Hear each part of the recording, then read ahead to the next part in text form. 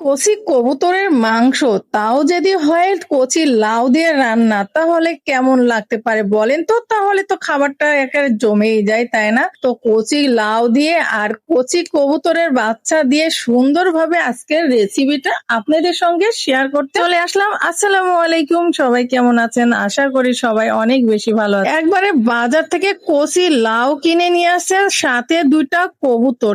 এই কবুতরের বাচ্চা দিয়ে আজকে লাউয়ের রেসিপি হবে। তো যেহেতু বরের আবদার লাউ দিয়ে, কচি লাউ দিয়ে কবুতরের মাংস খাবে, তো চলে আসলাম বন্ধুরা আপনাদের সঙ্গে শেয়ার করার জন্য। তো কবুতরের মাংসটা কিভাবে রান্না করি চলুন সেটাই আপনাদের সঙ্গে শেয়ার করি। প্রথমে তো আমি সাদা এলাচ, কালো এলাচ, দারচিনি সুন্দরভাবে কিন্তু তেলের উপরে দিয়ে হিট করে নিলাম। তারপর পেঁয়াজ কুচি, রসুন কুচি সুন্দর করে লাল করে নিয়ে আদা জিরা বাটা দিয়ে দিলাম। দিয়ে এখন কিন্তু হলুদ, লবণ, মরিচের গুঁড়া এগুলি দিয়ে দেবো। সবগুলি কিন্তু পরিমাণ মতো দিয়ে সেই মশলাটা ভালো করে কষিয়ে রান্না করে নিতে হবে। নেওয়ার পরে কবুতরের মাংসটা রান্না করব। আর কে কে এরকম কবুতরের মাংস খেতে পছন্দ করেন অবশ্যই কমেন্টে জানাবেন। আর আপনাদের ভাইয়া খুবই পছন্দ করে, সে লাউ দিয়ে কবুতরের মাংস খাবে।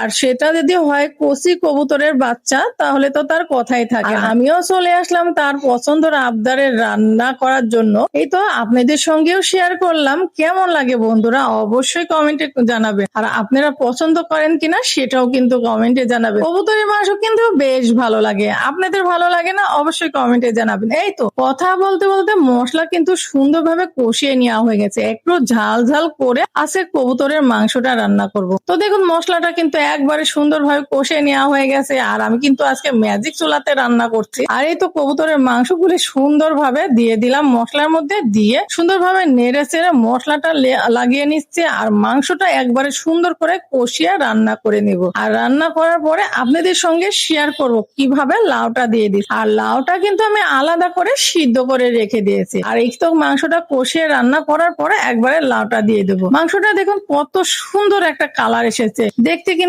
বেশ লাগতেছে। খেতে তো দুর্দান্ত হয়েছিল, কি বলবো বন্ধুরা, অনেক ভালো হয়েছিল। অবশ্যই মাশাআল্লাহ বলবেন। এই তো কালার দেখতে একবারে কষিয়ে নেওয়া হয়ে গেছে, কালারটা দেখতে জমে যাচ্ছে, মানে দেখে লোভ লাগছে, খেয়ে নিতে মন চাচ্ছে। তো যাই হোক, এই তো রান্নাটা কিন্তু হয়ে যাচ্ছে। আর এখন কিন্তু আমি সিদ্ধ করে রেখে দিয়েছি যে লাউটা, সেটা কিন্তু দিয়ে দেবো। তো এই তো আপনাদের সঙ্গে শেয়ার করি চলুন লাউটা। আর কবুতরের এই কুচি কুচি হাত পায়ে সে মাংসগুলি দেখতে বেশ ভালোই লাগছে। তো যাই হোক, এখানে আমি কিন্তু সুন্দরভাবে কষিয়ে রান্না করে নিলাম। আর কালারটা দেখে অনেক ভালো লাগতেছে বন্ধুরা। আপনারা কে কে এরকম লাউয়ের রেসিপি কবুতরের মাংস দিয়ে পছন্দ করেন অবশ্যই কমেন্টে জানাবেন। যারা আমার ইউটিউব চ্যানেলটি সাবস্ক্রাইব করেনি অবশ্যই অবশ্যই সবাই সাবস্ক্রাইব করে দিবেন। এই তো লাউটা কিন্তু একবারে লবণ, হলুদ দিয়ে সামান্য তেল দিয়ে সিদ্ধ করে নিয়েছি। এখন কিন্তু সুন্দরভাবে মিক্স করে নিব। আর মিক্স করে একবারে রান্না করে নিব। খেতে কি বলবো, দুর্দান্ত লাগবে। রুটি বা পরোটা আরো জমে যাবে, গরম ভাতে তো আরো ভালো লাগবে। তো যাই হোক, আপনাদের সঙ্গে তো শেয়ার করলাম। কেমন লেগেছে বন্ধুরা অবশ্যই কমেন্টে জানাবেন। আর সবাই আমার ইউটিউব চ্যানেলটি অবশ্যই বেশি বেশি করে সাবস্ক্রাইব করবেন, লাইক করবেন, কমেন্ট করে জানাবেন কি ধরনের রেসিপি আপনারা এরপরে দেখতে চান।